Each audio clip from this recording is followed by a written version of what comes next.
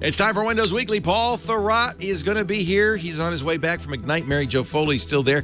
And they'll be joined by Corey Sanders, Director of Program Management for Microsoft Azure. We've got a lot of enterprise news, but Windows news too. We're going to talk about Windows and Microsoft in just a bit. It's next, Windows Weekly. Netcasts you love. From people you trust. This is Twit. Bandwidth for Windows Weekly is provided by CacheFly at CacheFly.com.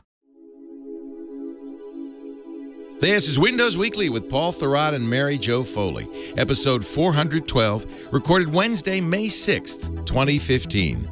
Not unattractive enough. Windows Weekly is brought to you by Harry's. For guys who want a great shave experience for a fraction of what you're paying now, visit harrys.com. Get $5 off your first purchase by entering the code WINDOWS when you check out. And by ZipRecruiter. Are you hiring? With ZipRecruiter.com, you can post to 100-plus job sites, including social networks, all with a single click. Screen, rate, and hire the right candidates fast. Try ZipRecruiter with a free 4-day trial now at ZipRecruiter.com/Windows. And by Lynda.com, the online learning platform with over 3,000 on-demand video courses to help you strengthen your business, technology, and creative skills. For a free 10-day trial, visit lynda.com/Windows. That's LYNDA.com/Windows.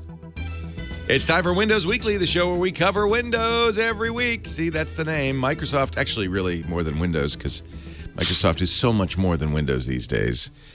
Mary Jo Foley is here. Paul Thurrott is younger. Mary Jo, you want to explain what happened? Did Paul get like a get a plastic surgeon? What happened here? He did, yeah. So we traveled from Petaluma last week to Chicago this week, and somehow Paul de-aged. He's now Corey Sanders. Yeah. Corey, so we're here in the convention center at Microsoft Ignite, which is the big show that they do for IT pros and devs.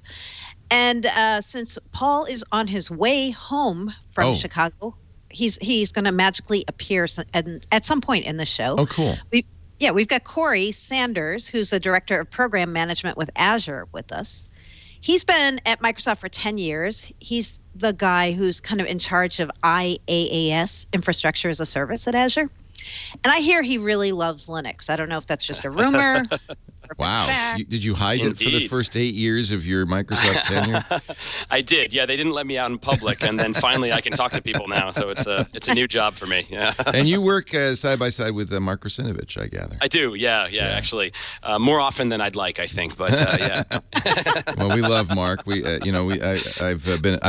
I've met him only in this context, on the shows, but loved sysinternals. Was thrilled when Microsoft incorporated into their system. His novels are great. We've talked to him about his novels. He's a great writer, and I think that under his, and I have to guess your tenure, Azure has really taken off. So it's great to have you, Corey. Thank you for joining us. Thank you. Yeah. So you've not met Mark in person? No. Then? No.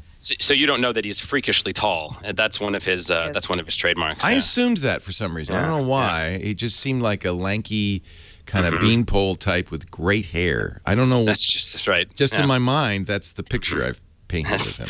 You've got the perfect picture. That's right. So, Mary, I'm going to let you lead the way. And as you mentioned, because Paul's on the way home to Boston, he's just going to magically appear in a few minutes, and we'll put him into the mix. Exactly. So how is it? I guess I should ask, how has we talked about Build last week, and by the way, if you missed Windows Weekly last week, what a great fun show that was. It was jam-packed. We're still recovering from that show. Yeah. And have you had your meetup in I didn't ask you how your meetup went at Build.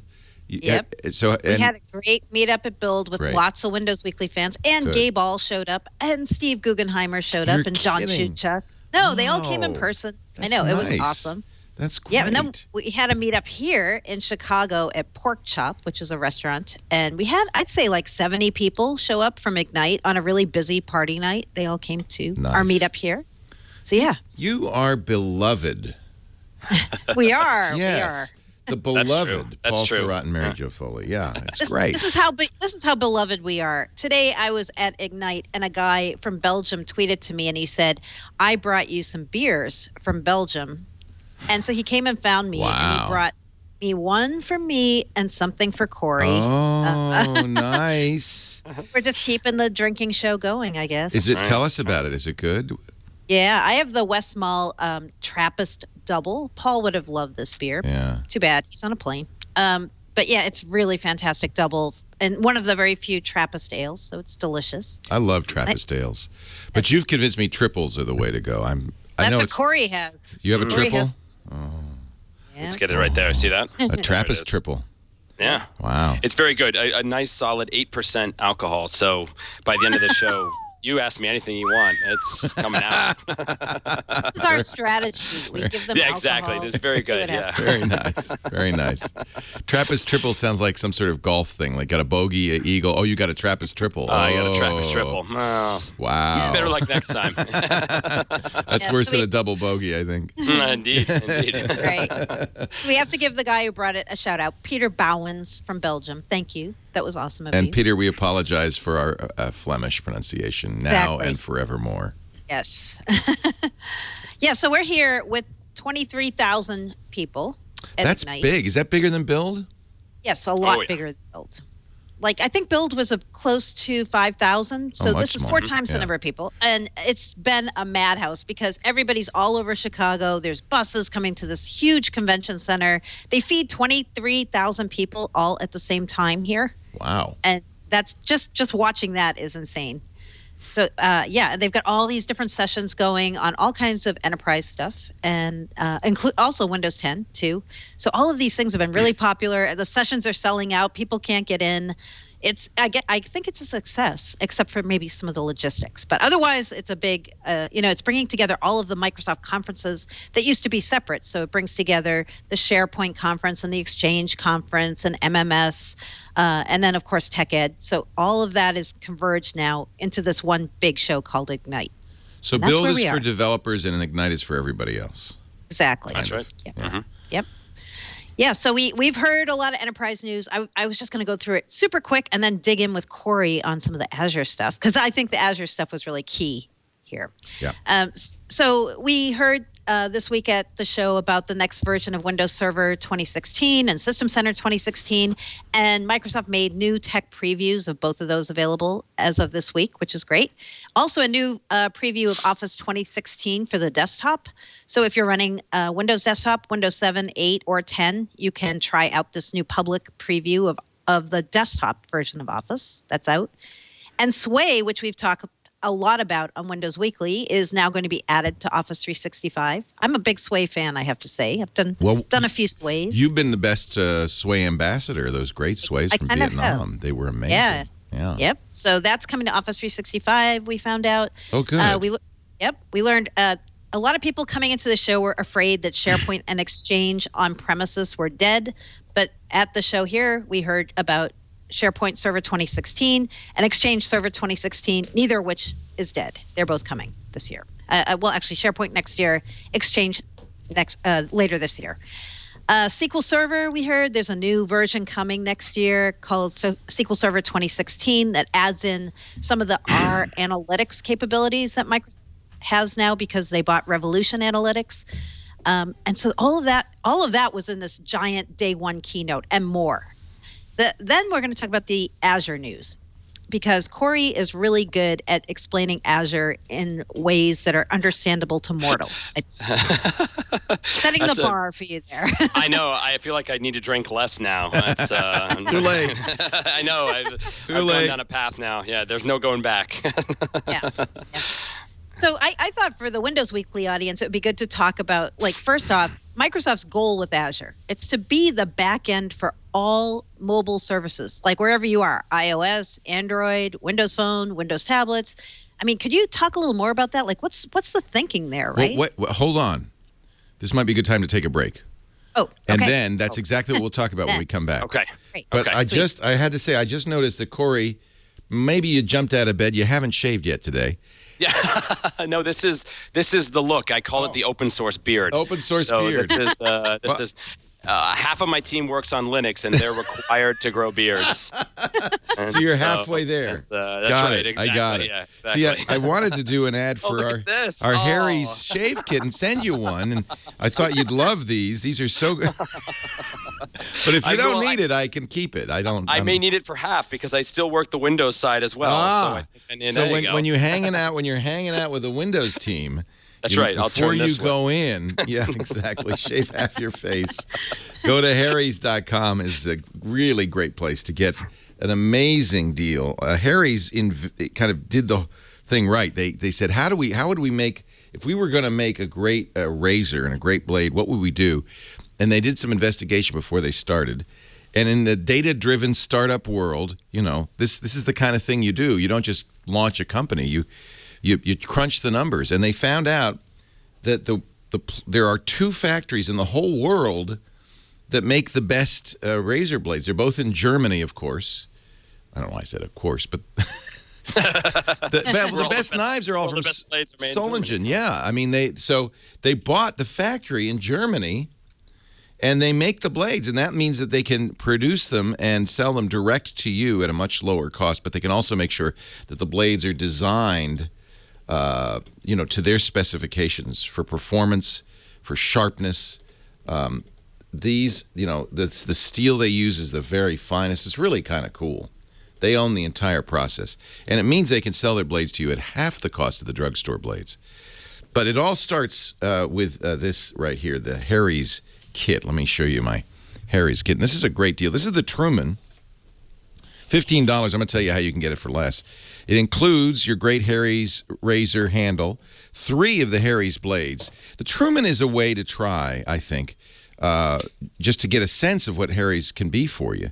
So you get 3 blades, you get the handle, and the Truman, you get a choice of 4 colors for the handle. They also have the Winston for a little bit more. I think it's $25, and that's a metal handle engraved. I use the Winston. Steve Gibson says he got the Winston first, and he went out and got a Truman because he just likes the way the handle feels. It also includes, this is more handy than one might think. This is a little, you put this on your razor when you travel. I know a lot of you spend a lot of time on the road, and then you put this in your DOP kit. You're not going to get cut. Am I doing it right? And B, it'll let the razor, yeah, there it is. So it'll let the razor dry out, but it protects the blade and protects your fingers against the blade. But that's not all. The kit also includes the Harry's foaming shave gel. Now, they also have, and you choose when you choose the kit, the cream. Now, I'm a cream fan. The shave gel is, a lot of people prefer that. You get to choose. Pick the one you want. But go to Harry's, HARRYS, Harrys.com, and check the whole thing out, because I think you're going to just really love the Harry's blade. By the way, after you buy the kit, and I'm really excited, the Harry's razor stand, it's got my name engraved on it because, well, my wife keeps borrowing my blade. So now she knows we got his and her Harry's. So I have the, yeah, I know, it's pretty funny, isn't it? We keep telling him you should do a Harriet's. But it has my name on it, and it's really nice, a cast aluminum cube that this would be great for Father's Day. Put Dad's name on it, get him the kit. I just love Harry's. No, you will too. Now here's the deal: when you go to harrys.com, use our offer code Windows, and you'll get $5 off your first order. That means now you got the Truman set for $10. Look, if you don't do this, you're crazy. At least try it. You can subscribe, of course. We do, and then you get Harry's blades regularly delivered right to your door at a great price. HARRYS, harrys.com. Get $5 off your first order when you use the offer code Windows. Back we go. Nice. You want it? I'll send you one. I think I do need it, actually. Mary Jo, get Corey's address, and we'll send him a Harry's kit. There you go. All right, perfect. Yeah, you should have this. Even if you never use it, it's yours. You at least would have it. Yes, that's right. That's right. No, I'll use it. Yeah. It's the best shave you've ever had. It's amazing. All right. All right. Now, I'm sorry to have interrupted. Let's continue on. Converse. Back to the question. Back to the question. Okay. So the question is, you guys have talked about wanting to make Azure the best backend platform for everybody, not just Windows, right? Like iOS, Android. What are you doing to make that happen, and why are you doing it? Yeah, great question. So I'll start with the why, and then I'll tell you the what. So, I mean, the why is really going to come down to we really want to go meet the needs of people who are going to run on the platform. And so no matter what customers are doing, what partners are deploying, we're going to support everything that people want to deploy. And so whether it be, the Linux platform that we offer on top of infrastructure as a service, whether it be some of the partners that we offer on top of infrastructure as a service, or our mobile platform, which offers Android, iOS, and Windows Phone support, we want to make sure that no matter what you're writing, how you're writing, when you're writing, we're going to be there to enable it with our backend. So it's in some ways it's making sure that the Azure platform is going to be used for everything and enabled for everything, whether it's Windows or not. Yeah, that's interesting. Mm-hmm. You guys, since I should ask you an IaaS question, since that's your yes, please, specialty, yeah. right? So I saw this blog post you wrote recently about this thing called Azure Resource Manager, right? And there's this thing that involves templates. I read it a few times. I have to admit, I couldn't quite grasp it. Maybe you could explain why we should care about this, because the way you wrote it up, you said, hey, we're going to make IaaS easier for people. And for people on the show who are listening who don't know, IaaS is how Microsoft offers hosted versions of Windows Server and Linux Server on top of Azure in virtual machines. That's what that means. Yeah. So good what are you question. doing with Resource Manager? And I'm sorry that my blog post wasn't very good. I feel bad now. I'm going to go work on it. So I'll write another one. Okay. But so the overall idea with the resource managers, when people are deploying virtual machines today in Azure, they come in and they deploy and they install things on them. They want to deploy an app. Let's say you want to deploy something like Elasticsearch or SharePoint Farm, and you have to deploy multiple virtual machines. You have to connect them with the network. You've got to lock down your network. And you want to install things on the box using PowerShell and get sort of everything situated, and then finally you have yourself an app. But then you want to redo it, right? And so maybe the first time you did it, you've got Mary helping you out, you've got Paul doing X, Y, Z, and then they're not there the next time you want to do it, and suddenly you can't do it ever again. And so one of the things that we're trying to enable with this new resource manager and this template language is to make that a repeatable process. It's all sort of listed up in a single text file, a JSON file that lists out all of the resources. So it'll say, here's a VM, and it's going to talk to this other VM, and the network's going to connect them this way, and there'll be a load balancer over here. And so it'll connect it all together and then allow you to deploy it repeatably multiple times. And we have a bunch of samples to get you started. We have a bunch of documentation. It's integrated with Visual Studio. So it's really easy to get started. And hopefully once you're down that path, it's really easy to go repeat things over and over again. So they're like recipes, kind of? Exactly. No, that's exactly right. I mean, I think you can think of it in recipes. Mary Jo gets that one. Okay. Okay. She's a cook. Got it. So like banana bread. Yeah, got it. So SharePoint Farm is your banana bread, and AT is the nuts. Now you're making me hungry. Stop it. Yeah, exactly. So exactly right. That's a great way to put it. Yeah. Okay. So this is connected somehow to containers, right? In some way. Everything is connected to containers. It's all about lakes and bridges, baby. Yeah, lakes, data lakes, and we've talked on Windows Weekly before about containers, and I did not the best job at explaining why containers are so key to you guys, because you're building container support not just into Azure, but you're building it now into Windows Server. You're working with Docker. You're doing some interesting stuff around your own containers on top of Hyper-V, which is kind of an interesting, different take. So can you explain for our viewers and listeners in kind of like a higher level and better explanation than I did, why are containers hot? What's the deal with containers? Absolutely. I can't promise it'll be better than how you described it, but I'll at least try. I think we can promise that, actually, Corey. Yeah. I'm still having a hard time getting my mind wrapped around it. I said I wouldn't promise it. Yeah. And specifically how it's different from Hyper-V or some other, virtualization. Well, and so what we're seeing from containers, at least right now, even in Azure, and what's made them really exciting is the agility, the additional agility that they offer. And so one of the things that we see for the customers who are starting to use it, in some cases, they take the same app that they had, right? It doesn't take you necessarily to rethink your application model or rethink the world. Take the same app you've got, put it into a container, and suddenly you can deploy on your local desktop and sort of do some development there, make things work. You can take that exact same container and within seconds or even milliseconds, deploy that into your test environment, deploy it into your production environment, whether it be in public cloud, running in Azure, could be running in some other public cloud, it could be running in part of your private data center. And the container gives you that consistency of experience. You'll deploy the same way in the same amount of time everywhere you go. And so what it really offers at sort of the beginning point is really just that agility to move those workloads in between those different environments, which I think is really exciting. And I think one of the main reasons why it's picked up, and that's sort of where Docker has really fit in and really made a good, strong case for their platform, because they offer that consistency of deployment across all those different environments. And so that's kind of the first step, I think, of what's making containers so exciting, so hot, if you will.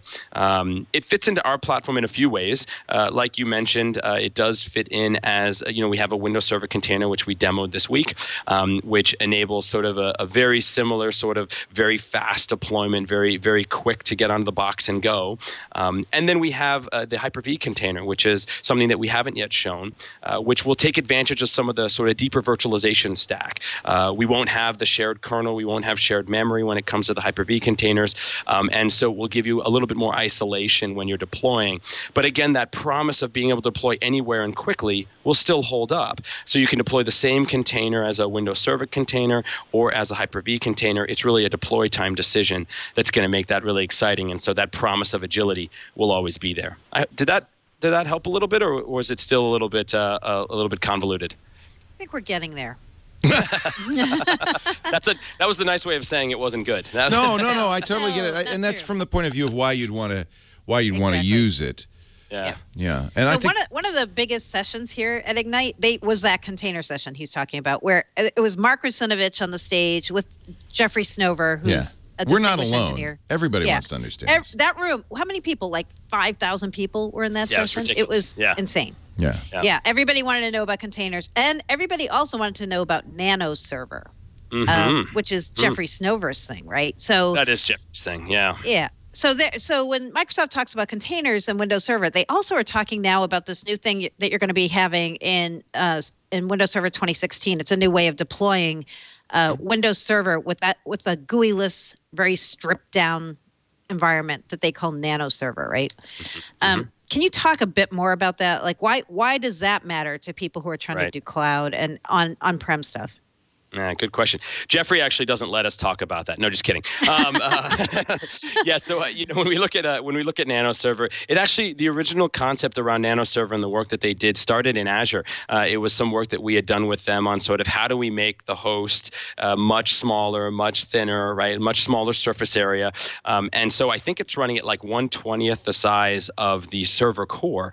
And so it's just really tiny. And so it'll deploy faster. It, again, has a much smaller surface area, like you said, GUI-less. And so it really is going to be geared towards enabling cloud-like scenarios, and containers being sort of a prime one, where its entire goal is really just to bootstrap the system to make sure that you can deploy those containers down on the box. Cool. Okay. It's a great name, too, Nano. It is. Yeah, we had the code name for that one, Tuva. We knew Tuva. Tuva. Love that. We knew that one. Yeah. Another really big announcement here for you guys was this thing called Azure Stack. And here's my understanding. Azure Stack is a bunch of stuff that basically the equivalent of what Microsoft does in its data center, but it's you guys giving this operating system level technology to customers and saying to them, you could put this in your data center. It's not actually Azure in your data center, but it's pretty close, right? Sorry, go on. Yeah, no, so I was going to say, who do you think is going to use this thing? I mean, is it only the biggest customers and like hosting providers, or do you think smaller, mid-sized businesses could even use this thing? Yeah, absolutely. I mean, the goal is to run the full spectrum of sort of folks who would want to use this. And, you explained it exactly right. I mean, I think, as I mentioned, the Azure Resource Manager before this new API, this actually ties really tightly into the Azure Stack because it's the same API that will be supported there to deploy those same template languages. And really what we've done is we actually shared code between us and the server team to go build that, which was both really fun. There are challenges to it, of course, to be able to sort of share that code and ship in different cycles. but we sort of built it all together to be able to support that same Azure functionality. But of course, built on the sort of the promise of Windows Server and the promise of System Center and management experiences that you'd sort of expect from those parts of the platform. And so it sort of combines what you'd expect in sort of the ability to run System Center with the Azure components that are sort of the runtime and deployment technology. And we do expect it to run sort of a nice wide range of scenarios, whether it be small to large, really trying to gear it towards people who do have things that want to keep local, do have things that want to keep private. And so we hope that we'll enable that bridge and enable that sort of simple deployment technology between both. So. Okay. I have two more things I want to ask you. I know you have to run off pretty soon, but oh, no problem. One of them. Oh, good. Yeah. One of the give him more beer. I think we could keep him all afternoon. I think we could. One of the really kind of, I think, not well appreciated maybe, but I think some people understood this, but not everybody, was this appreciated announcement, was this advanced threat analytics announcement that you guys made here. I know it's not exactly an Azure announcement, but I bet you know about this a little bit. I know about everything. That's okay. The Good to know. So advanced threat analytics, like why were the people who did understand this thing excited about it? Yeah, so the way actually because I've been trying to sort of wrap my head around and explain it as well, because it's sort of a science fiction sort of thing come to life. The best way to think about it is when you get that text message from your credit card company that says, "Hey, you just spent some money in Turkey and you're also spent some money at Seattle at the same time." That doesn't seem possible. Are you sure you're in both places? And it'll actually, they'll go forward and check with you or even cancel your credit card, right? That same sort of technology we're now applying to identity login technology, right? So it actually detects whether it was possible for you to log in one country and then log in another country with the flight times that it takes to get there. I don't know if it takes into account which flight and how much they're typically delayed, but at least the amount of time that it would take you to get from one place to another, it will then flag those as warnings. And so a lot of that same sort of machine learning technology that the credit card companies have really gotten good at, we're now applying those same types of solutions to be able to detect when your identity may have been stolen in the Azure and Office 365 login technology. So it's pretty exciting. It's pretty cool, actually.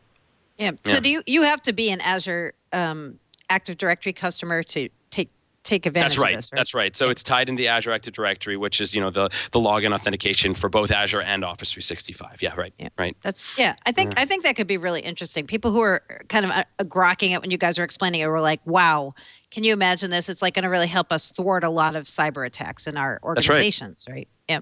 So it turns out actually, and if you've read Mark's books, which I assume both of you have, you have, right? Yeah. Most of these cyber attacks end up do come from social engineering, right? People being able to either guess passwords or steal passwords in some way or another. And this is really an attempt to thwart some of that. Absolutely. Mm-hmm. And of course, it's the kind of thing that it makes sense in enterprise because you can enforce that. I'm wondering, how many people turn on second factor, which is available now with Office 365 and in the real world. But the IT can say, no, I think we better do that. Yeah, exactly. Nice. Exactly. Yeah. Yep. Okay, the other one is this. You guys brought this up in the keynote, the whole idea of shadow IT. This idea that people in their organizations are running a lot of cloud apps that maybe aren't authorized for them to be running, right? And you guys talked about this new capability coming in Azure called Azure AD Cloud App Discovery. What's that going to let you do if you're an admin? Like, what's the advantage to you to run that? A classic Microsoft name, right? Seven words, but yeah, I know. Yeah. Sorry Azure about AD that. Cloud App Discovery. App Discovery. It's not even an acronym, is it? You can't even. I'm trying to. No, anyway. You really can't. I'll work on it. Project Tokyo. That's what it's called. ACAD's not bad. Azure Cloud App Discovery. ACAD. Okay. Yeah. Anyway, sorry. Back to the question at hand here. So. What's one of the things when we look at this is that we're trying to offer solutions that are going to enable all of IT, right? And especially with Azure, we want to enable both the departmental IT to be able to be agile, deploy quickly, with the Docker solutions and so on. But sometimes that departmental IT will start deploying things that maybe central IT didn't quite know about, right? And shadow IT has kind of been the phrase that's come up for sort of any IT that's happening in an organization that maybe central IT didn't know about, whether it be departmental or individuals. And, candidly, it's not necessarily bad, but it's also certainly not necessarily good. I think enabling the sort of departmental ITs to move quickly is great, but central IT is the one that's going to be responsible for all the security requirements and all sort of the compliance expectations that come through. And so they have a responsibility in a lot of these situations to take care of that and make sure that they're watching those aspects. And so some of the solutions that we're offering, sort of like ECAD, which was that what ECAD was that what we called it? Let's start using that. Yeah, that's start using that. See whether it picks up. All you need as soon as you start using an acronym, that's it. It's too late. There's no going back. The gentleman next to me is texting like crazy. He's like, "Tell him to stop using that. It's not right." Yeah, that's not the brand. Okay. Anyway, sorry. I'm in big trouble. This is what the beer. This is what the beer does to me. This is what triples do. That's right. So what this enables you to do, again, back to the question at hand. Tuba, I'm just saying. Okay, go ahead. Indeed. So what this enables you to do, actually, it allows you to keep track, right? It allows you to give you sort of eyeballs on what the entire organization's doing, whether they're the departmental IT, whether it's coming from central IT, and all of the cloud services that they're using across the entire ecosystem. And so what it enables you to do, and actually for free, you can take this tool and do a quick analysis. It tells you what's running, right? It tells you who's using what and how they're using it. And again, coming back to sort of the security and trust aspects, the central IT is responsible for protecting against information leakage and these sorts of threats that are actually, quite serious and concerning, especially some of the things that are going on in the world these days. And so giving them an opportunity to at least be able to track and monitor how people are using the cloud and be able to say, that's okay, no problem here, but maybe this one's not okay, and give them the power to be able to do that since they are the ones responsible for that level of, again, that high level of security. And so that's I think, what's cool about it. Yeah, I heard somebody, maybe it was Mark, I don't know who it was, but saying there's two kinds of IT orgs. There's ones who have shadow IT, and there's ones who don't know they have shadow IT, right? That's right. That is what Mark says. It's like everybody's doing this. Everybody's got their IT department, like going around the IT department, running cloud apps in there, and this is just kind of helping them kind of take inventory, I think, right? That's right. Without necessarily damaging the agility that, of course, those IT departments are getting. So, yeah. Yep. It's pretty cool. Anything else you want to mention from here that you think people might want to know about? We touched on a lot of the big announcements, I think. Yeah, the only other thing that that was pretty exciting, at least for me, again, being sort of the Azure guy, ExpressRoute, which is something that we've had for a while to be able to connect, a big MPLS-based line into Azure. We actually just announced support for that same connectivity to be done using Office 365. And so you can now use ExpressRoute to be able to connect straight to Office 365, take advantage of that dedicated fat pipe from those service providers that you're already using, and be able to connect straight into your email exchange solution and, of course, SharePoint as well. And so it's a really exciting sort of combination of Microsoft services, giving you, again, a pipe to Microsoft. And so it really allows you to sort of take advantage of all those services being in the same data centers right next to each other. And so that's been really exciting, at least for me, on the Azure side. Cool. Very cool. Well, thanks, Corey. That was awesome. Of course. Of course. Yeah, it really helps to have somebody from Azure explain this stuff. I do my best as the enterprise representative here, but it's not. Hard sometimes. You do a great job, Mary Jo. Somebody asked, could you run, and I suppose this is true, but could you run Exchange or SQL inside a Docker container or a container? Oh, good question. I mean, technically you can. You wouldn't want to, probably, right? Yeah, the only thing... Because that's a persistent process you want to keep running. That's right. Having said that, I've seen people use containers just because they start fast. Right. And so, you could conceivably spin up a container that's running SQL Server that then you plan to run forever. But you're using it because you built it on your machine, your local box, and you're deploying it in the cloud. But once you deploy it, it's there. So I've seen it. It's not necessarily a completely foreign concept. It won't be the most efficient usage of containers. Right. But there's still a lot of benefit of it. Absolutely. Yeah, I mean, we use that kind of idea, and I think we'll probably use containers because for instance, if you need more bandwidth, we have more audio listeners all of a sudden, to be able to spin up a container temporarily that can then serve that out. And it's no big deal when you shut it down. It's just kind of like on-demand compute power. That's right. Yeah, that's but a server is probably not ideal because that's the kind of thing you can't sync them with other it's just kind of a tricky.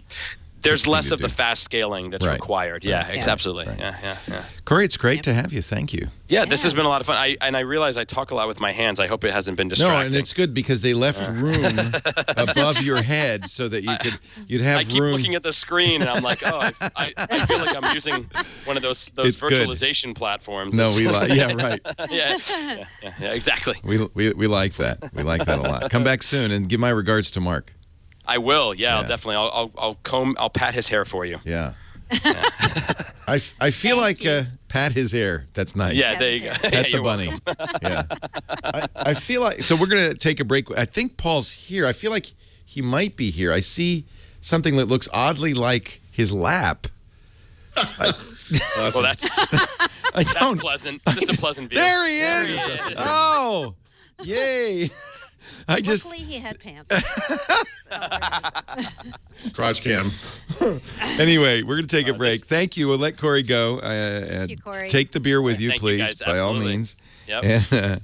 And we'll get to Paul and Mary Jo and continue on with Windows Weekly in just a little bit. Thanks a lot, guys. Thanks, Corey. Take care. Yep. Bye-bye. Our show today, as often the case, brought to you by ZipRecruiter.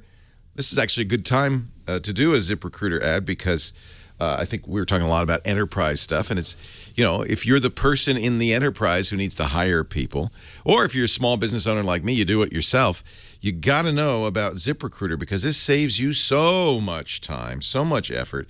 Look, we live in amazing times. We are completely capable these days of hiring online. I mean, there's all these job boards. I mean, it's great, but ZipRecruiter solves the problem, which is, which job board do you use? If you're going to hire somebody, where do you go? ZipRecruiter makes it possible for you to post once on more than 100 job boards, including social networks like Twitter and Facebook and Craigslist. It's an incredible solution. Even more so, and you'll appreciate this if you've ever done hiring, the applicants don't call you. They don't email you. They roll right into ZipRecruiter's interface where it's very easy for you to screen them, rate them, rank them, and then hire the right person. So it solves a huge issue, not only of where to post that listing, but how to handle the results you get. So much so that ZipRecruiter actually has this great thing, this boost, traffic boost, which will get you more candidates. And when I first told people about the traffic boost, they said, oh, God, I don't want more phone calls and more emails. So you don't have to worry about that.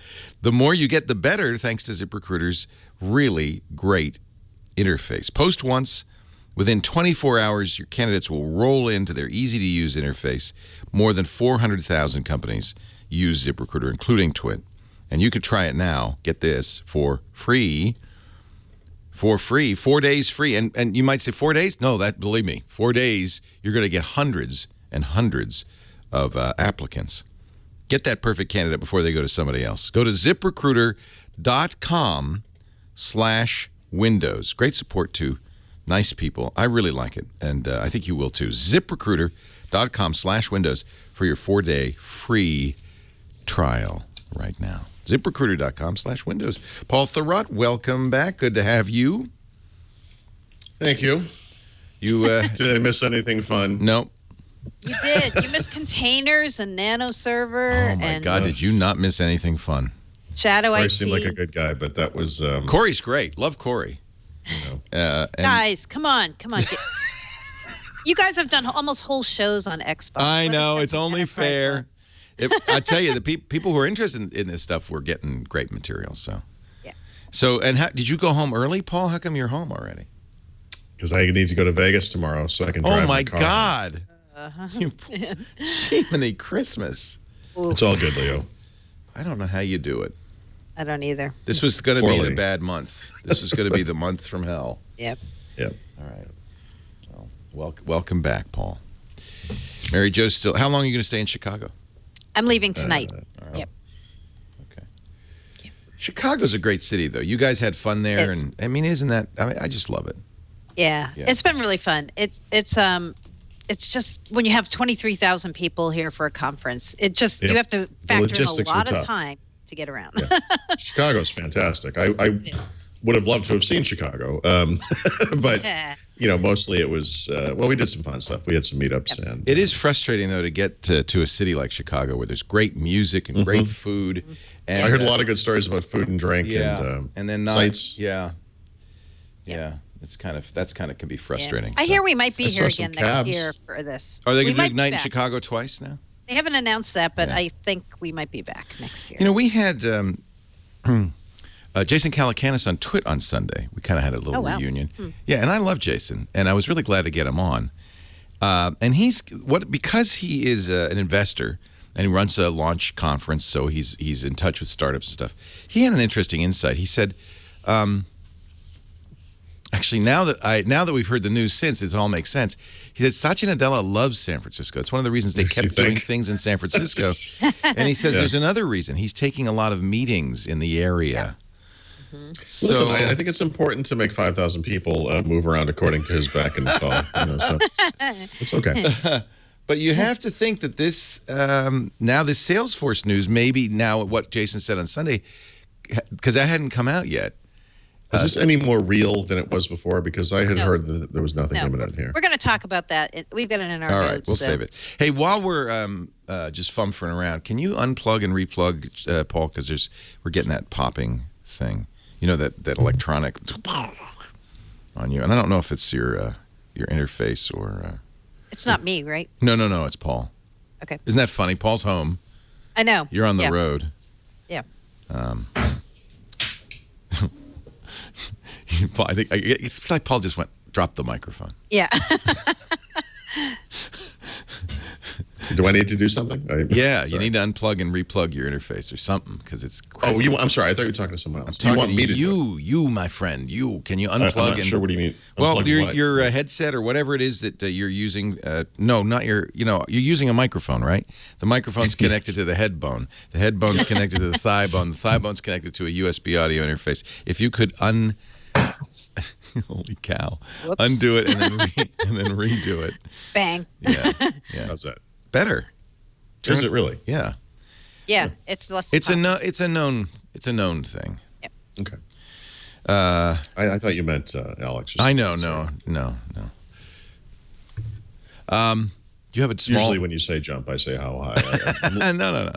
A little tired. I know. I bet you are. Holy cow. So where should we pick this up, Mary Jo? You know where we left off. I think we should talk about the next thing on the agenda is the Windows as a Service strategy thing, where we're going to talk about Windows Update for Business, which was announced here. Sorry, Paul. She's taking over the show. Yeah, no, that's fine. Yeah, so another big announcement. Well, this was kind of a surprise. We didn't think Terry Myerson was going to be at Build. We knew Joe Belfiore was going to be here, and he was showing off Windows 10. We knew that he was going to do that. But then in the middle of the first day keynote, they announced, and here's Terry Myerson, and he's going to announce something. And what he announced was this thing called Windows Update for Business. So you know how Microsoft has Windows Update now, and they have a lot of other updating tools like WSUS and Windows Intune, now called just plain old Intune. ConfigMan, which is Configuration Manager. Now they've got this thing called Windows Update for Business. This is a way to let the IT pros and the admins have a little more control over how Microsoft is going to update Windows 10. So if you're in the free consumer preview, you're just going to get all the updates. Whenever Microsoft pushes an update, you're going to get the update. But, businesses don't want that, right? They're freaking out about that. And they're like, wait, you're going to be pushing all these updates to our users? We don't want that. We want to have some level of test and some level of ability to kind of control who gets what in which ring. And this is what that program is. And it's also going to be free. So if you have Windows 10 Pro or Windows 10 Enterprise, and you want to have some more level of control over how your users get the Windows 10 update, you're going to be able to do that through this mechanism. So I think that was pretty well received by this crowd, because this is a crowd who, yes, we're kind of kicking the tires now in Windows 10. Yes, we're somewhat interested, but we don't want this everybody getting all these updates, security fixes, and new features whenever they want. We want to be able to say, we only want the security features, or we only want certain fixes at a set time. We only want our machines to update in evenings or mornings. And this mechanism is where you as the IT manager get that control. That's kind of how I view that. So that was Windows Update for Business. We knew Microsoft was going to have these different levels of control, but we just didn't know the specifics. And now that we're starting to get close to what we think is the late July launch of Windows 10 on PCs and laptops, it's time for Microsoft to start explaining some of these things so that they can get IT to start really looking at this and not just consumers. So yeah. Is this going to replace WSUS? No. It's going to be a complement to that. So you can still use the mechanisms of your choice, but this just gives you, as the IT person, the right to say, I want to stagger the updates, or I don't want, because we know with Windows 10, they're going to be pushing not just security updates and fixes, but they're going to also be pushing features through the pipe. And say they have a new feature and they want you to have it, but your IT department says, not yet, we need to test that before you give us that feature. This is how you're going to do that. So yeah, that's Windows Update for Business in a nutshell. And the kind of the funny part of the keynote was Terry Myerson went up on stage and he said, Google can't really guarantee to you that as customers, you're going to get updates delivered to all your devices. They can push updates out, but they're not there saying, I'm going to make sure these get onto the devices. And so he's trying to differentiate what Microsoft's doing there and making the case that we're doing what the IT users especially really want, which is guarantee the updates come. It also kind of fix our patching process by getting you to have updates applied in a cumulative way and a regular way. Because right now, as we've talked about it on the show, the patching process at Microsoft is kind of a mess. So they believe that by doing this with the more regular updates and by flighting things, getting them tested in the early rings and then applying them to business, that they're going to fix some of these bad patching incidents that they've been having out there recently with Windows. Awesome. We'll see. Awesome. We'll see. Yeah. Yeah, I think it makes sense. I mean, I hate to see a kind of Tower of Babel of different services doing similar things, but I think it makes sense to update features separately. I think so too. Yeah, because not everybody wants new features and fixes, right? Like we do, we might as consumers, but IT departments not so much. Yeah, and you assume that an IT professional is smart enough to handle, the variety. Yeah, yeah. Somebody in the chat room said, "My God, it sounds like a technical person is in charge at Microsoft." What? Oh my God! Right? Yeah, it's like somebody who actually who uses this stuff. Uses this stuff, but also, Microsoft with Windows 10, they're out there talking to business customers this time. Yeah. It's not, hey, surprise, here's the operating system. They're asking them, what do you guys want? What's going to get you to upgrade? What can we do to make you guys? Lesson learned, huh? Isn't that great? Yep. Lesson learned. Wow. Yep. Wow. Yeah. So yeah, that's that. Did we cover? It looks like we covered all of this stuff, right? No, we didn't. Oh, wait a minute. Yikes, schmikes, double mic spikes. And this came up on the radio show. Guy who had a home theater PC and was just struggling. And I said, it doesn't seem like the writing is on the writing does seem like it's on the wall that Microsoft does not want you to do this. They kill Windows Home Server. They make it harder and harder to get Windows Media Center. And then somebody sent me a link saying, well, look what they just did. Now, it wasn't confirmed. It was a Microsoft executive talking to Ed Bott. Supposedly. Have you? Well, but that's the question. Do you? Didn't get So. Well, no. It's been confirmed since. It has been confirmed, and Ed's sharp enough to know if the person talking to him is just gassing or if it's somebody. Yep. Sure. Yeah. So what happened? Yep. Well, I mean, what happened is about 5 years ago they stopped working on Media Center. 2009. I didn't realize that. They didn't. They haven't actually might have been 2000. They haven't longer updated it since it's been a long time. So unfortunately, they know how this is with a certain minority part of the user base, but also a vocal part of the. A very user base. vocal. It's important to them. And when Steven Sinofsky was still around, he talked about the metrics of Media Center and boiled it down to some tiny percentage of people ever used it. And most of the people who launched Media Center had done so by mistake and never did it again. That's right. We talked about that the telemetry on that. Yeah. Yeah. And so the hell is this? Take over my screen. Yeah. I mean, look, Media Center was fantastic in its day. And it was updated in some pretty meaningful ways over the years to support cable card. It was integrated into mainstream versions of Windows, which is important. But I think the fact remains for most people, controlling a TV with a computer is complex and unnecessary. And even though there is a small contingent of people who really love it, most people don't even know about it or use it at all. And even Gabe All's stuff about this it had sort of an implicit kind of put down to Media Center users, because what he said, similar to the Sinofsky thing, was the most common usage of Media Center is to play DVD movies. And of course, the people that really love it and advocate for it use it to record live TV, not for DVD movies. Anyway, it's gone. So what that means is it won't be included in Windows 10. It won't be available as an add-on for Windows 10. If you want to run Media Center, you need to have Windows 8 or earlier, essentially. And I've been hearing, you probably have too, all these people saying, well, that's it. I'm staying on Windows 7. And I'm not moving, Yeah, there's always a reason to do that. But when you tell them, but this program hasn't been updated in 6 years. They don't even care. They're like, it works. Because it does work. Yep. It does work. Interestingly, I just connected it again. I have a TV card in my computer. I bought a crazy looking shark looking thing that you stick in the window. Sorry. As an antenna, and I just reran. I used Media Center again for the first time in a while, and it's kind of nostalgic. It's the beginning of the full screen interfaces that we later saw on Windows 8. In some ways, it does have an interface that would very naturally work with touch. I mean, it was designed for a remote control, but you can kind of see the beginnings of some of those ideas that later appeared in things like Zune or Windows Phone, and then, of course, Windows 8. But yeah, I mean, I think the future of this stuff is Xbox One. So, But from Microsoft. Are there from Microsoft? And that's the important point to make. There are options from other companies, right? Oh, yeah, of course. You're not. Mary Jo, every not TV tuner card comes with something. I mean, it's not great, but there's software there. Yeah. No, I'm just answering the tweets of people who are revisiting this again now that we're talking about it. Well, that's the point, is the people who use it want it. I know, they do. And I guess because Microsoft did carry on allowing it to work with Windows 8, even though they didn't update it, people were kind of hoping that's what they were going to do.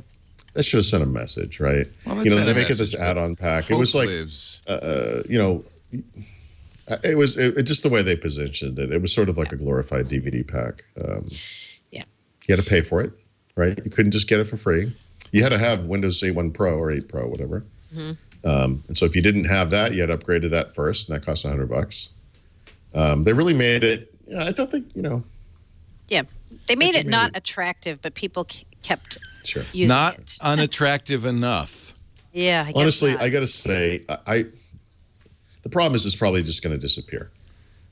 Just letting it kind of tag along with Windows, I think, is a little bit of a mistake. And I understand why they don't want to do that, right? It's a support nightmare. They have to keep supporting really dated code and so forth. You're a support nightmare.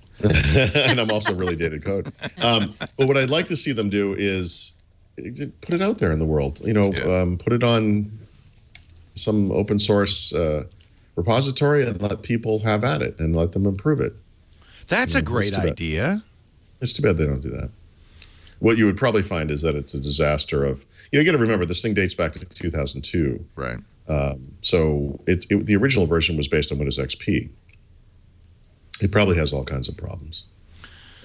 And I mean, Xbox One is not a feature-for-feature replacement either. You can't DVR. No, right? Today it is literally not. But TV watching capabilities are there. TV recording capabilities are coming. And I think at that point, that's when it happens. I mean, we have in the United States an ad hoc solution, essentially, that Microsoft provided, where you get a Hauppauge, or however you pronounce it, TV card that's based on USB. It looks like, it itself looks like something that's 15 years old. And with that and your Xbox here in the United States, you can watch live TV. And obviously in Europe, they have a Microsoft or Xbox branded solution.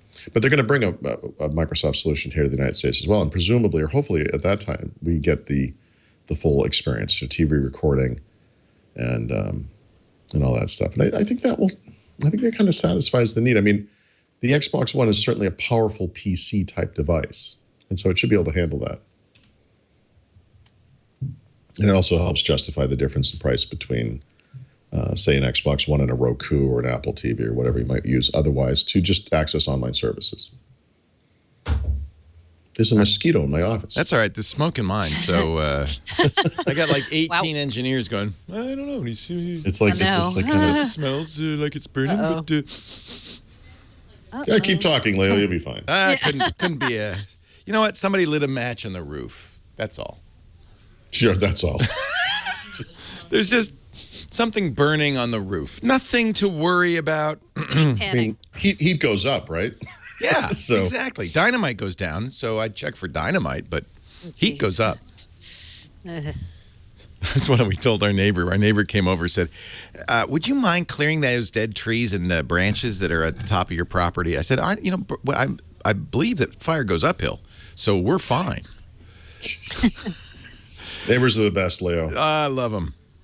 Yeah. Love them. All right, so there you go. Goodbye, Windows Media Center. We hardly knew ye. And I know there's going to be, people are be peeved about that, but... Yep. And then I see an item here on OneDrive. Is this yours, Mary Jo, or Oh, this is Paul. Paulie? Believe it or not, this is me. Mr. OneDrive? Now, I'm following this one really carefully because obviously last fall, in the wake of the Windows 10 stuff, out of October, Microsoft announced that they were going to get rid of the sync client for OneDrive that's in Windows 8.1. This is the most awesome piece of software they've ever made, in my opinion. And it's really disappointing because if you go to Windows 10 from Windows 8.1, you go back to a Windows 7 style sync client. And that's also what they have on the Mac, by the way, for OneDrive. The only thing worse than a Windows 7 style sync client on Windows is the OneDrive for Business sync client, which is the dumbest piece of software ever created.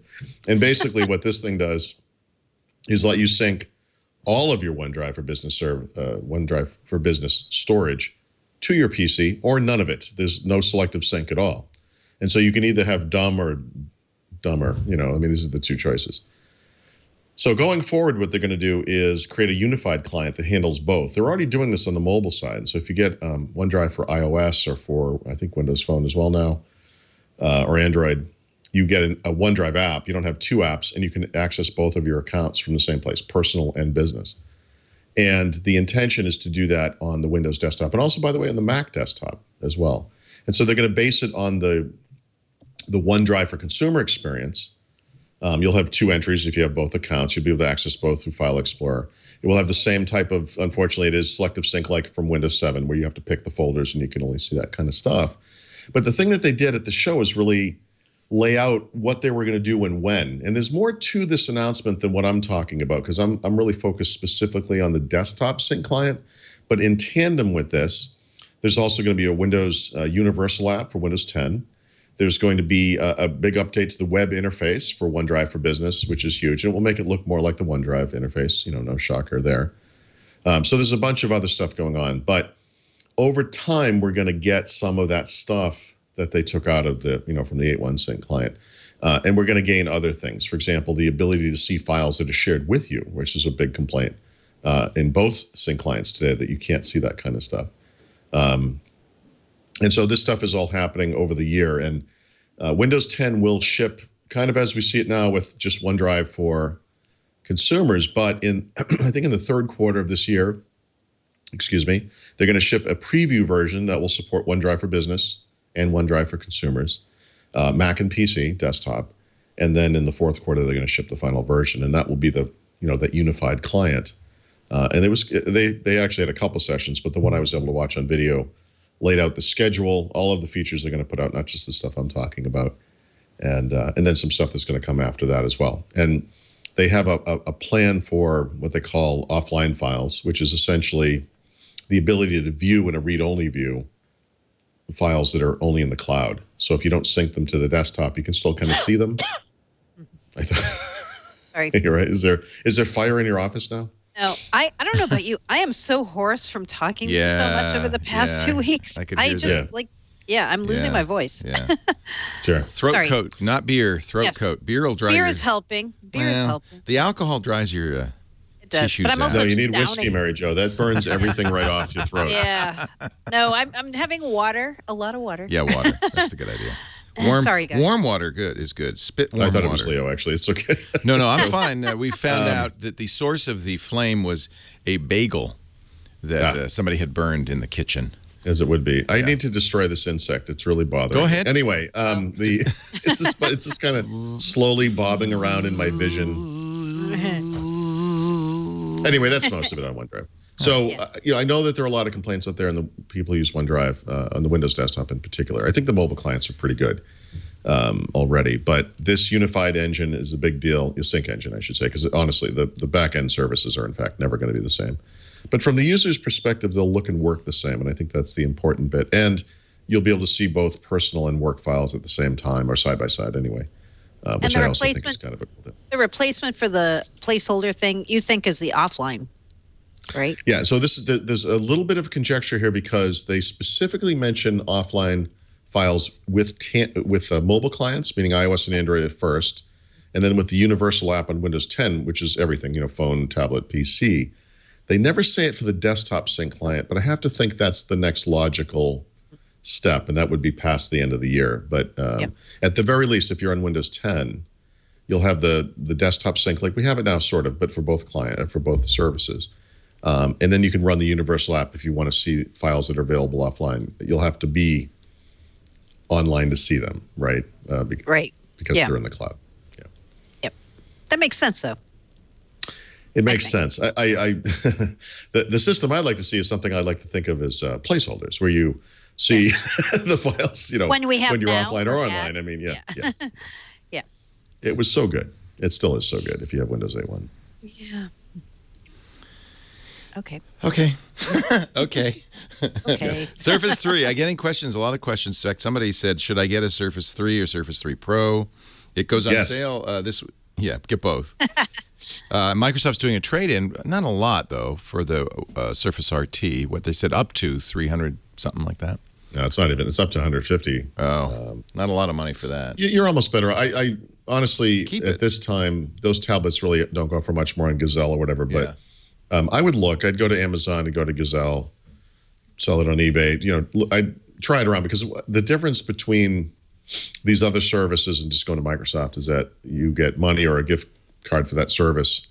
With this one, it's literally only applied to the upgrade. And so if you can get a little bit more, say at Gazelle, it might be worth doing it. Yeah. Or keep it. Was there any compelling reason to keep an RT tablet? I can't think of one, Leo. How about you?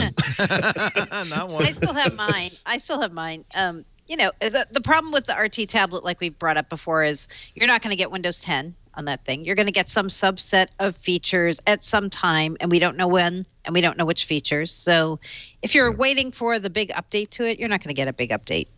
Speaking of big updates, a couple of questions about the RT update. Did Microsoft say anything about the RT update that's sort of going to be like Windows 10? The answer, of course, is no. But I would, and I don't mean this in a mean way, but I think from Microsoft's perspective, these people, Windows RT customers, are sort of the new media center people. And they just kind of want you to get the hint. Like they're trying to be nice, but, I don't expect anything earth-shattering. And so, no, they've not discussed this at all since that January event. And I can't. Can you imagine being the poor guy at Microsoft that actually has to make that happen? I just don't think it's a big priority right now. Because, by the way, they're trying to ship a major new operating system, and that's kind of a big deal. Yeah, I still have mine, and I brought it with me when I went on vacation, and it's fine for certain things. Like it's fine if you want to do very basic tasks. If you don't need to run Win32 apps, it's fine. The performance isn't fantastic, but if you're just using it for looking at email or opening some basic web pages. I don't know. I am still. How's Notepad? Notepad's good. It's a note. Would you say Notepad it's works really well. A Notepad workstation? Yep, works well. So I don't know. I think I mentioned this on the show before. My niece, who is at University of Rhode Island, bought one of these because she saw I had one, a couple of years ago. She used it all through college, and found it was fine for what she needed it for. So I guess, I know a lot of people who still have their Surface RTs, and they're like, what, it's still working. I'm not going to dump it, and I'm not going to upgrade because it works okay for what I need. Yeah, I did my Surface 3 review this week, my mini non-reviewers review, and I said, if somebody gave me about $700 and said, which is how much Surface 3 It costs. said, spend this however you wish. Yep, and that's how much it costs, right? If you add the pen, which is $50, you add the keyboard, another $140 or whatever. You don't need to buy a loop though. That's nice. Honestly, I would take this a step further, depending on your needs. I really think that a 2 gig tablet you're going to use as a computer is sort of a non-starter. Having said that, I don't have one. I haven't tested it, but I really think you need to go for the upper level one. And at that point, you're actually talking about even more money than what you're saying. You mean Surface Pro, right? When you're saying or Surface 3 with the 4 gigs of RAM and with 4 gigs. 20 gigs of storage, which is 600, so 730, 780, so it's $800. Yep. This one that we had as a loaner, it worked fine. It actually opened web pages quickly enough to not be annoying, right? It plays video fine. It opens apps respectably. But for me, if you gave me $700 and said, you want to buy a clamshell laptop or you want to buy this laptop? Laptop's a little heavier, but you get your keyboard included. It's already, you don't have to worry about, can I put it on my lap? You can. By the way, I'm sorry to interrupt, but this literally just happened today. When I was going through security at the airport in Chicago, the guy is yelling out what you have to take out of the bag. Everybody must take your Surface Pro 3 if you have a laptop, you got to take it out. But he said, if you have a tablet, like an iPad, you don't have to take it out because an iPad is not a laptop. Whoa. And I said, that's for sure. And the woman in front of me, who was a normal human being, not like a tech person, from what I could see, turned around and looked at me and laughed and was like, exactly. I was like, wow. Why would this be a moment of bonding with someone in line? But yes, I mean, I think the Surface 3 kind of falls into that category. Like it's a great tablet within the confines of the fact that Windows isn't great on tablets per se. It's sort of a good laptop. It's a better laptop than like an iPad would be. But if you're going to spend $700, and you really need a laptop, why don't you get a laptop? Well, that's a legitimate. That's just a word, though. I mean, no, it's not. I mean, a laptop being like a physical thing that's connected, that is a machine. What she's talking about with lapability, any size laptop she could put on her lap, and I could, and you could type, and it's not going to fall over. The Surface 3 or the Surface Pro 3 are wonderful devices, but many people can't use it that way. It just will topple right over. It doesn't work as literally as a laptop. Right, and not everybody needs to type in their lap, but I feel like because they're gearing this toward college students very heavily and high school students, I'm thinking they might type in their laps more like we do than maybe mobile professionals. Or in situations where you're in a big, like a, what do you call those, bean chairs, or on a couch watching TV or whatever it is. I do this a lot where you can kind of balance a laptop on a pillow or something in awkward situations because it's one L-shaped thing. And the weight of your hands keeps the back of it from going over because it's one thing. Whereas this thing would just kind of disconnect. And I think Microsoft is trying to sell its vision for the future of computing, which is cool. And it's a wonderful little. I think they should say something about bean chairs in there. It's a checkbox item. You need to use the item in a bean chair. Yeah. Yeah. Yeah. So I like the Surface 3 fine, but I still feel like if Microsoft ever does make a clamshell laptop that's of the quality of a Surface, I would buy that. Yeah. Right.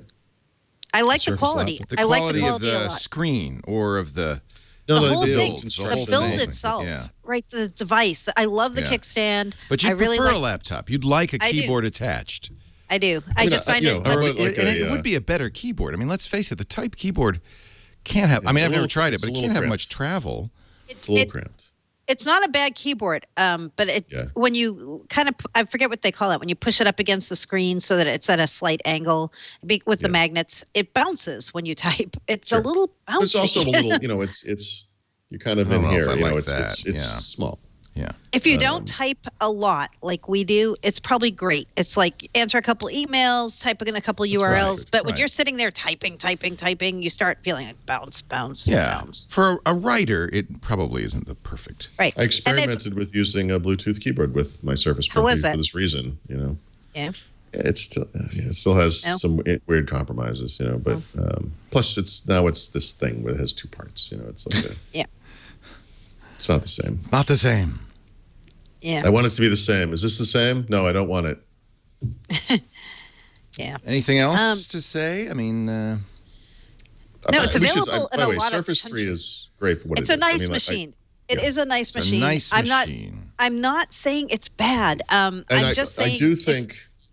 If the keyboard and the pen were included, or the keyboard at least was included, I'd be more interested in recommending it than I am now. You're saying the price is too high for what you get. The price is high. I'm normally the one who complains about the price. I mean, I sort of evaluated this against other machines where do these capabilities come into play? And if you would really want a pen that works as fluidly as this one does, there aren't too many other options. You know, it's pretty good for that kind of thing. Yeah, I mean, my own needs personally, I would go for the laptop or Ultrabook or whatever. But I do wonder. I mean, I sort of feel like this would be a great solution for people who prize mobility above all else, and for students especially. I think this is going to be. I'm not saying it's going to be replacing iPads in colleges across America or anything, but I think it's going to. I think this will be pretty successful in education. So, Leo, on Monday, was it Monday? Yeah, Monday. Tuesday. Monday. I had the weird experience of sitting here in my home office where I am now. Yeah. Watching the Ignite keynote. Yeah. And then getting up and going to the airport and then going to that place. Like that is it was weird. Just, that is it was traveling really in time. Weird. Yeah, it was. Yeah. I sort of didn't feel like I was in Chicago. Well, except for those 2 hours I spent sitting in traffic. But yeah, it was a weird little quick trip. Yeah, you're back though, and that's not. Hey, did you see my new watch? This is not an Apple Watch. This is the LG. Wow. Yeah, the LG Urbane. So that's a big watch, right? But some of the Android watches I've seen that are kind of more elegant or smaller, that have a round face. I love the round faces. I think that's really cool. This is a gorgeous. I'm actually watch. really surprised Apple didn't go round. Yeah. Yeah.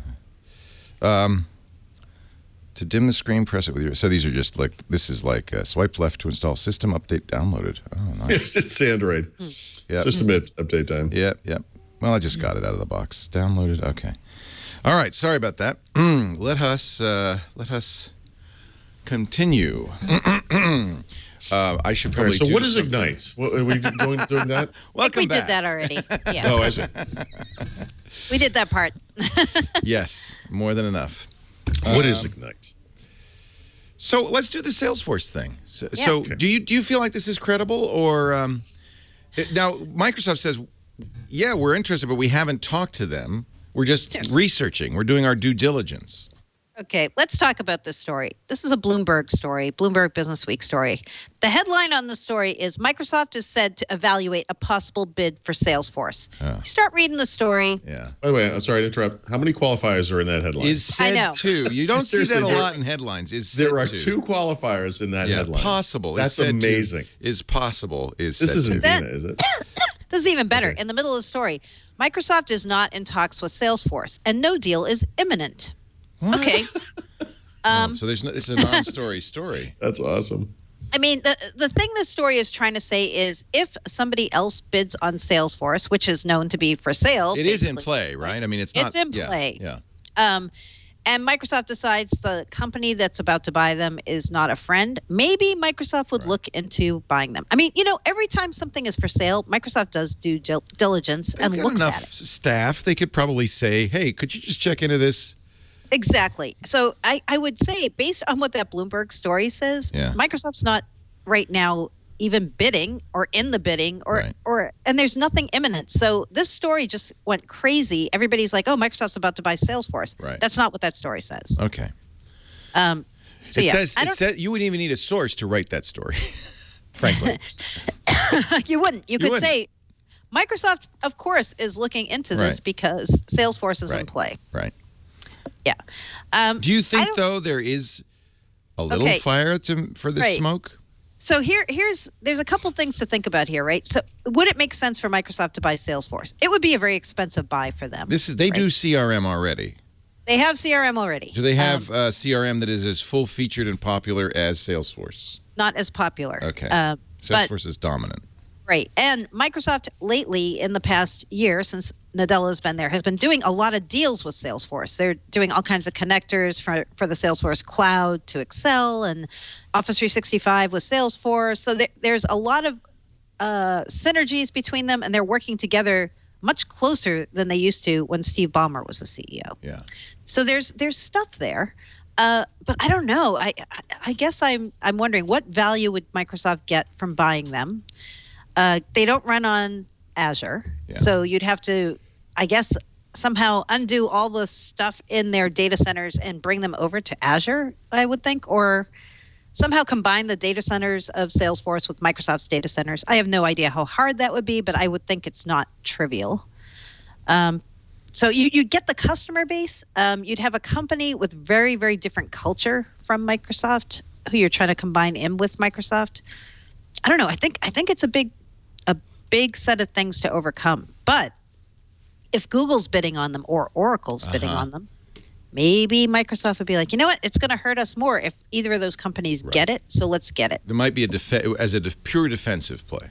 I don't know. It's so hard to think of Mark Benioff at Microsoft. Yeah. Right? Maybe he'll just retire then. He wouldn't stick around. He could work with Mark. He could work with Mark Penn. He could. Your buddy. Two people that have nothing should never be at Microsoft. It's perfect. Yeah, I don't know. I don't know if it'll come to pass. It would be such a weird buy in my view in many ways. But if Google was about to buy them or Oracle, maybe Microsoft would just say, let's do it. I don't know. Were you with me? I think I could have sworn someone at Ignite said that Salesforce has a show that is something like 4 times the size of Ignite. It's some enormous. Dreamforce. Oh, yeah. Dreamforce is huge. In fact, it's in San Francisco. Yeah. We have friends who work there. Alex Lindsay and the Pixel Corps do a lot of the back-end video. That's huge. It is. It's even bigger than Ignite, I'm pretty sure. Oh, it's much big. bigger. Oh, no. Yeah. It's like I heard it was something like 100,000 people. Yes. It's massive. They take over all of San Francisco downtown, right? Yeah. It's like how Macworld used to be. Yeah. Yeah. Yeah. So I don't know. People are asking, do you think it's going to happen? I don't know.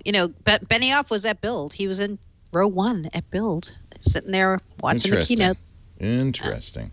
Let's see. That bug just came by again. Oh, no, not another bug. Same one. Is it summer there now? Yeah, spring is. It's like 80 degrees out here. Is it really? Wow. Yeah. Oh, yeah, and we should talk about the other crazy story, the Skype versus Sky thing. Oh, yeah, Sky. Seriously, Sky, come on. Enough. It's not even Sky already sued over Sky It's not Drive. Skype. Right. It's Yep. Skype. That's why Sky Drive is now OneDrive. That's right. Sky is a British television network. I think Rupert Murdoch owns it. Sky B is satellite. They have Sky TV. Skype. Yes. That doesn't seem confusing at all. No, it doesn't. But the EC thinks it is. Yeah. Yeah. And so what BBC said is Microsoft's probably not going to have to change the name if this decision stands, but they could have to pay Sky rights on the name, which is just insane. I don't know. I think this is just crazy. I think it's insane. I'm on the good news front. The Sky TV did not try to prevent Skype from using the name Skype, right? Which is something they did with Sky Drive. But when they went for the trademark, they said no, and they used as a reason the fact that Skype was talking about getting into these businesses that were similar to what Sky TV. Could Microsoft reasonably go to Link?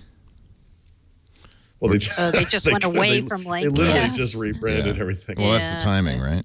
Yeah. Skype has hundreds of millions of active users. Right. I mean, this is one of their few really great consumer brands. I am going to murder this insect. I swear to God, it's like it goes across my eyes. Come on, we'll watch. Go get it. I can't catch Get it. your fly swatter out. Go get him, Paul. You know you want him. He knows I'm weak. He's playing with me. All right. There's nothing more to say about either Salesforce or Sky. So you know what that tells me? What? Time to take a break and come back with the back of the book. Paul will gladly welcome this moment of respite. So we can kill that bug. Kill that bug, Paul. Kill that bug. Our show today brought to you by the good folks at lynda.com. Talk about acquisitions. LinkedIn just bought them for more than $1 billion. And it's really, I'm so thrilled for Linda Wyman and her team because they've created this great product, which, by the way, is only going to get better with the infusion of some cash. They already have over 3,000 video courses in pretty much any topic you'd ever be interested in. If you're a learner, I mean, I think the human being is a learning machine. If you are curious, or you like to, you want to be better at work, you want to get a new job, or you just want to make your hobbies, more fun. Oh man, I just love Lynda. lynda.com. Some great new courses in there. Of course, for Office, there's nobody better. I mean, they have IT stuff in every possible area. For instance, installing and configuring a test environment for SharePoint 2013. How about that? Up and running with Cisco CLI switch configuration, Excel tips, installing, administering, and configuring Active Directory, data visualization, using SQL Server Spatial with AutoCAD Map 3D. Yes, they get that granular, but they also do high-level stuff like in photography, things like beginning photography, thinking about composition, all the way through the latest on Photoshop. And by the way, yes, they've already got Lightroom 6 courses. Getting started with video production and editing. Developing executive presence. These are the soft business skills that they also teach. Some amazing business skill courses. Resume building. I want to take developing an executive presence. I do not have that. Strategic. I disagree, Leo. I disagree, too. That's why I'm wearing the suit. I'm developing my executive presence. That's why I'm sitting here in my underwear and you look like $1 million. Luckily, you are not. I took the class at lynda.com. Strategic Planning Fundamentals. Code Clinic. If you're interested in R, in JavaScript, in C, they've got new classes in that area. I love lynda.com. Watch and learn from the best in the business. Many of them are friends, people who have appeared here, people like Burt Monroy, Ben Long, Derek Story. They have thousands of video courses you can watch on demand on your iPad, on your tablet, on your Android, on your computer. You can browse. Each course has its full text, beautifully written text transcript. You can browse it, search for an answer, skip to that point, take notes as you go, refer to them later. I can go on and on. I want you to try it. And we've got 10 days free, which is enough to really get the lay of the land. The way lynda.com works, you subscribe to it, the whole thing, for a month. It's very affordable. But that way you don't have to choose a course now and say, oh, I'm going to get that course or that course. It's like the whole thing. It's wide open for you. I think it's a good way to do it. Because you know what happens? Your brain says, oh, and I want to do this, but now, okay, that inspired me to do that. And you don't have to choose. 10 days free. See what's there. lynda.com/windows. Please try it today. I love it. We love it. Lynda's the best. lynda.com/windows. Windows Weekly on the air. Paul Thurrott, Mary Jo Foley. Mary Jo's still in Chicago. Paul Thurrott came home, and he's about to give us our tip of the week. Paul? I guess I have two tips. They're reminders. They're things I've talked about in the past, but one is just the Games with Gold promotion. Thanks to you, I check that every month. Xbox Live Gold. Yeah, I had kind of zoned on it. It's already March 6th. May 6th. Yeah. But, of course, because it's the beginning of the month, the new games are available. So there's one new one for Xbox One and 2 for Xbox 360. One of the games from last month has been carried over. So be sure to check on that stuff. You bet. And I do have an article. We haven't done an Audible pick in a while, but I wanted to just discuss some general tech books that are really good on Audible. Good. I just re-listened to Masters of Doom. Yeah, isn't that great? Yeah, it's about the early history now, I guess, of id Software. The creation of Wolfenstein and Doom and Quake and the fallout between John Carmack and John Romero and all that stuff. It's read by Wesley Crusher, whose real name is what? Will Wheaton? I think is Wesley Crusher. I'm sure. I'm sure Will love hearing that. Never liked him on Star Trek. No, he was terrible, but he's a great guy. Grown up. He's great. He does a great job on audiobooks. He also did Ready Player One. Yeah, it's fantastic. Yeah, and he's just a nice guy. Okay, I don't He's know. not Wesley Crusher. That's just a character. Yeah. Yeah. He'll always be Wesley Crusher. I know. Really. Poor kid. But whatever, one of the best kind of tech industry type books that's on Audible. Someone had talked to me recently about that book, Showstoppers, and it's a crime against humanity that it's not on Audible. It's so good. Would love to have that on Audible. Paul Zachary Pascal, whatever his name is. Yeah. Yeah. P. Zachary Pascal. Yeah. It's just great. J. Pascree. J. Zachary Pascal. Thank you. I think. Thank you. Open, which is a book written by one of the Compaq co-founders, is fantastic.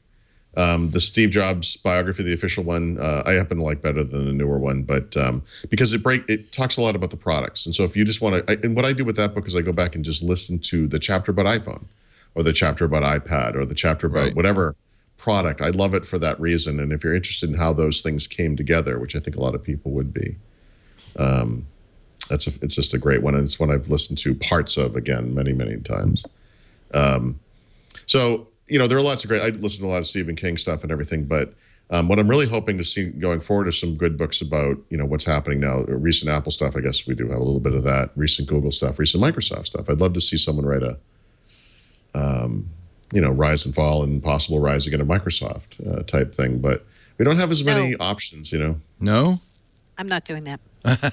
Mary Jo, I'll just say. No. Let me just say this: you will do this. No, I will not. You will do this. You're the book guy. You do it. I had a conversation with someone who shall remain nameless at Build, and your name came up, and all I'm saying is, nope. You have to do this. Nope. Have you ever written a book, Mary Jo? Yep, I did. I wrote a book called Microsoft 2.0 right. about 6 years ago, and a lot of people are like, will you do 3.0? No, I hated writing books. Unlike Paul, I'm not a masochist. It's the worst. All right. But I think between the two of us, it's the worst. I'll write it. I'll just put my name on it if you write it. No, you have to contribute to it. But no. Nope. I'm not doing another book. Correct. I hate writing books. Sorry. It is. It's so much work, and you make so little money. Yep. It's just not very fun. It's just frustrating. It is. And having written a book, then Leo could read the audiobook. I did actually just get approached by an agent who says we could make a lot of money if you would write, kind of a memoir, how to. And he says, I know I could shop this around. Mm-hmm. And Lisa's going, yeah, maybe we should think about this. And my reaction, just like Mary Jo, nope. Paul, for some reason, Mary Jo, there's something lacking in his makeup. I know. He loves, and every time he does my DNA. He says this to me every time. Don't let me agree to do another book. I try to stop him each time. And me too. It never works. Me too. Sorry. Isn't that weird? This is the one, Mary Jo. This is the one. Sorry. The answer is no. N-O. Nope. Okay. I sound like my mom. The answer is no. I'll change the subject. Did you notice, Paul, this new thing? I saw it on my Xbox One yesterday. There's a new dashboard. Oh, you're not in the beta test. Actually, I supposedly have an email invitation I've never seen, but okay. Yeah.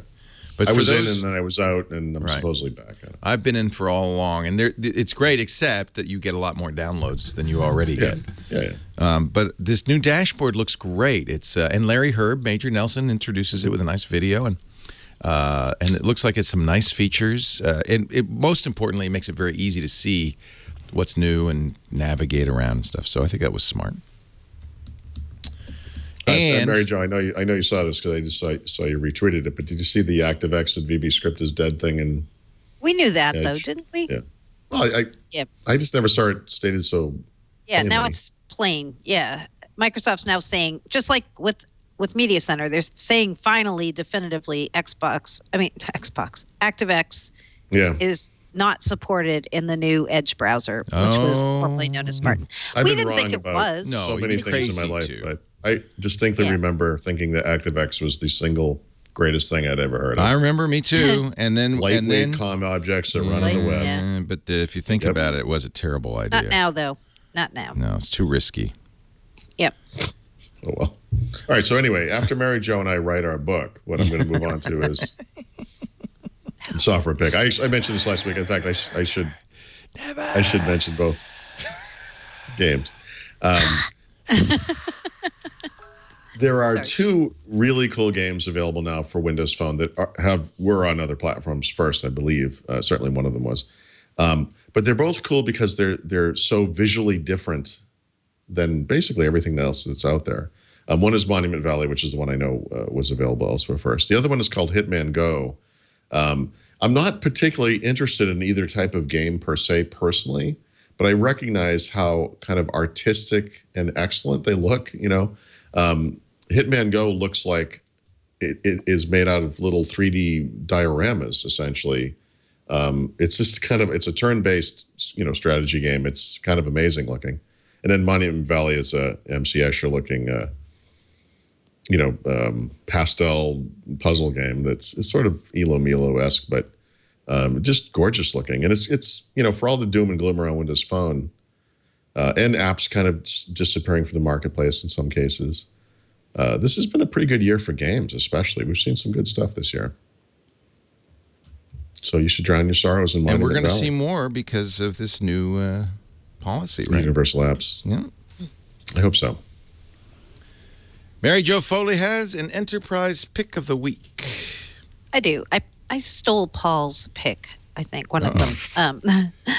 My enterprise pick of the week is Skype for Business, which is the new name for Link. Microsoft talked a lot about this on the show. Sky for Business. No, not that. Skype. They talked a lot about this at Ignite this week because they actually managed to release and make commercially available Skype for Business server, the on-premises version of the new server. They had already been in the midst of rolling out Office 365 Skype for Business service and the new client for Skype for Business for Windows. And so now they're actually getting the server piece out there. They did tell us at the show that by this summer, if you're waiting for the Skype for Business client for iOS and Android, it should be out, and the Mac client for Skype for Business before the end of this year. Because I've had a lot of questions about that. A lot of people are using Skype for Business on their Macs and very curious about when they can get the client. Answer: before end of year. They're also going to be rolling out what they call Enterprise Voice, which is the telephony piece of Skype for Business, so that you can use Skype for Business to replace a PBX, basically call regular phone numbers through the service before the end of this year. So if you're in the US, you're going to be able to start using that functionality in 2015. And as 2016 kicks off, they'll be rolling it out into other countries. So Skype for Business is definitely on a pretty fast-paced roll right now, and they're going all out to make sure they replace not just the brand, but are bringing some of the new features to the service that have been missing. So, yeah, that's the enterprise pick. Yeah. And your code name. By the way, Mary Jo did a great tip on how she does her code names. You'll see it on Saturdays, the new screensaver. Oh, nice. I didn't know if you guys cared about finding code names. No, we use that, and we have one from Paul, too. I think we're going to use both. Nice. Yeah. Nice. So code name pick of the week is something called Carina, Carina. And this is one of the many Constellation-themed code names from the Microsoft Dynamics CRM team. Carina is what officially is called Dynamics CRM 2015 Update 1. So Carina's a way better name. Yeah. Awesome. It's the new version, the updated version of Microsoft CRM product. It came out this week also at Ignite, although it was so overshadowed by much other news. But it's out there now, available to customers. And the catch is this is an online-only update to Dynamics CRM 2015. So if you want some of the functionality in this version, which has some new mobile apps and a lot of things around embedding OneNote, some new immersive Excel capabilities, they've got a lot of new features here. You have to wait until the end of this year if you want it on-prem.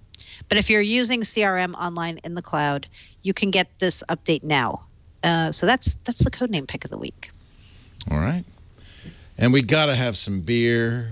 We do. Got to have some beer. We do. So one of the things I also did here at Ignite this week is I was on another podcast that Microsoft does called Patch and Switch on Channel 9. That's a great name. And It is. Yeah. And we did a beer show Sunday, a live beer show. All we talked about was beer. We didn't talk about tech, just beer. And we had some brewers come in from Chicago. We had Lagunitas because their second new brewery is based in Chicago. That family who runs Lagunitas is from Chicago, which I didn't know. Yeah. So, yep, they opened a big brewery here in Chicago. Yeah. And then the other brewer who came was Revolution Brewing. They're based in Chicago as well. And they brought with them a beer that's very common around here in Chicago called Anti-Hero. And it's a really, really nice IPA. I don't know if Paul would like this one. Pretty hoppy, 70 IBUs, so pretty hoppy. It was good. It was good. It wasn't like so over the top hoppy, but if you're in Chicago and you're looking for something where you can taste the hops and you really want a hoppier leaning IPA, I would recommend the Revolution Brewing Anti-Hero. The other related piece I have here is for all you Untapped fans on Windows Phone. Finally, we got the new version of Untapped for Windows Phone. And there's some really good additions to the update. We can now rate beers with quarter stars. You guys might not think that's a big deal, but it's very, very discerning. Yeah. No, if There's you're a huge difference between 3 1/4. 3.5 and a 4, you want the 3.75. Now you have that. Yes, Okay. I want that a lot. I even sometimes write that in my own comments. I I have nothing else to do. And you also can do some editing. So when you post comments about your beer and the word hoppy becomes hippie, as it often does. That drives me crazy. See, I knew it. Well, you can now go that back one hits and me all edit the time. comments. Yep, you can edit your comments. Too hoppy. You Too hoppy hoppy. hippie? Yeah. Yeah. He's a hoppy hippie. Yeah, so you should go get the updated version for Windows Phone now, and it's finally up to the level feature-wise of what they've had for iOS and Android. So now we're all on a level playing field on Untapped, which is great. And I think there is. Did you mention the beer? I don't think you did, or did you? Yes, Yep, you did. I did. I just didn't show the Anti-Hero. Anti-Hero. Of course, Yes. of course you did. Yes. I think that's it. Too hoppy. It's too Too hoppy. How do you say hoppy in Boston? Happy. It's hoppy. Happy makes me happy. We say it's crappy. Crappy happy. Aw. Happy means crappy. Paul Thurrott is at the he's at Thurrott.com. Don't be confused. Look for the rainbow-colored tea in every box. It's good drinking. You have the signature edition, so it's less crapware. Yeah, look at that. Paul Thurrott signature. What about the beer stein, though? I want the missed it. Stein. Yeah. Is there going to be The one? beer sign is awesome. Yeah, I think we're going to solve it. nice. Well, we can't solve that exact one because it's kind of commemorative, but Oh, this is the best. did you see the picture? I put pictures of the Stein up on Facebook. Yeah. Oh, you I saw it. did? Yep. Oh. Yeah. All right. Thurrott.com. It is beautiful. It is beautiful, Thurrott.com. It's the place, my friends, to go if you want to keep up on using Windows, what's going on with Microsoft and all of that. And, of course, Mary Jo Foley's All About Microsoft.com is where all the hot news gets broken. All About Microsoft.com, Thurrott.com, and Windows Weekly. It's all you need. Visit Windows Weekly at the Twit website, twit.tv/WW.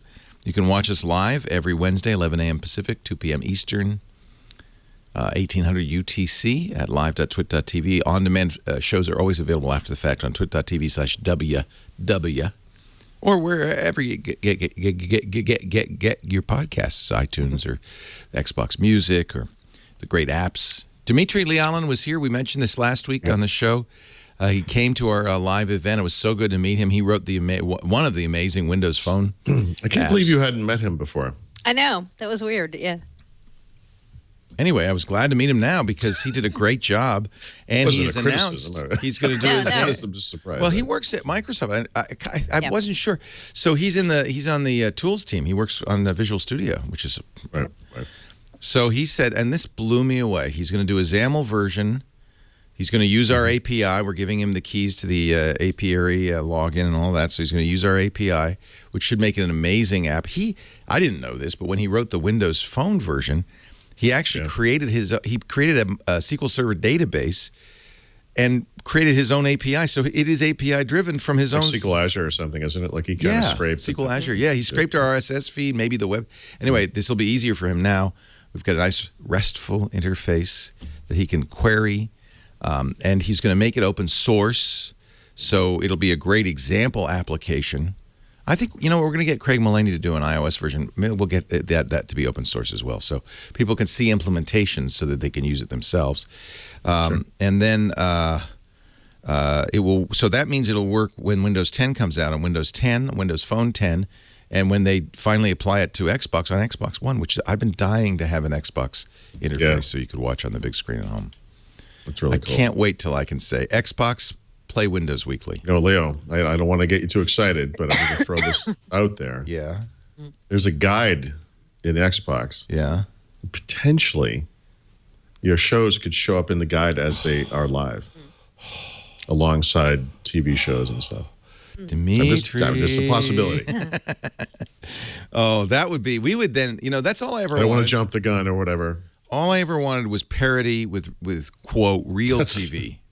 That's all I've ever wanted to. Just we want to be in the guide. The Johnny Carson Show, Gomer Pyle USMC, Windows Magnum Weekly, PI. Magnum PI, Windows Weekly. We just want to be in there. Yep. Be awesome.